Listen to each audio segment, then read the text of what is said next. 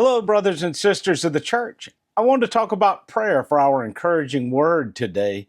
The effective prayer of a righteous man can accomplish much. James chapter 5, verse 16. You may have heard this story before. I don't know whether it was fact or fiction, but there was a town that had no stores which sold alcohol whatsoever, not even a bar. And one day, news came out that there was going to be a liquor store built in the town.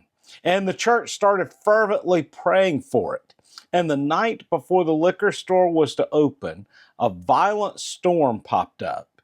Lightning struck the building, setting it on fire, burned up the entire contents as well as the building. Well, the store owner found out that the church had been praying against him and against his store. So he took them to court.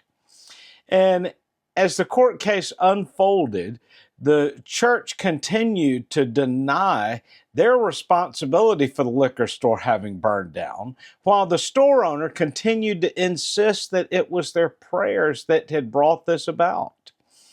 When the judge was making his final decision, he said it was so unusual that here was an owner of a liquor store who believed in the power of prayer and a church which did not. Maybe just an illustration, but oftentimes the way that we sometimes operate, we forget the power of prayer. You know, prayer is one of the greatest gifts that God has given to us. It's not just some routine, not something that you do in the morning as you're crawling out of bed or in the evening as you're getting into bed or when we're praying before our food. This is our source of communication with God.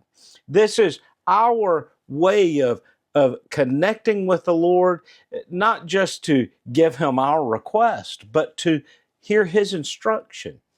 Sometimes the greatest thing we can do as we begin our time of prayer is to begin in silence.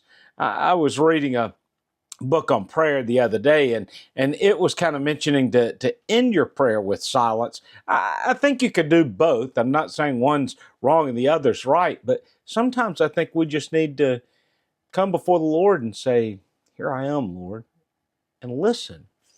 Enter into the stillness and the comfort which God has to offer. You know, in Philippians chapter 4, verses 6 through 7, do not be anxious for anything, but in everything by prayer and petition with thanksgiving, let your requests be made known to God. And the peace of God, which surpasses all comprehension, will guard your hearts and your minds in Christ Jesus. You know, we live in a world today that there's a lot of anxiety.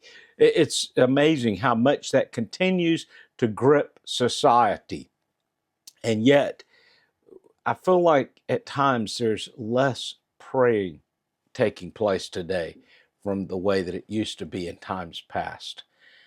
We need to have prayer as our antidote, as our injection, if you will, for worry. When we bring everything to God with a thankful heart, He exchanges fears by giving us peace. A peace which cannot even really be understood by the world. Maybe you can't even fully understand or comprehend the peace that the Lord has to offer for you. But it's there waiting if we only enter into the presence of the Lord with prayer. Well, brothers and sisters, I hope and pray that everything's going well for you today. And until next week, God bless.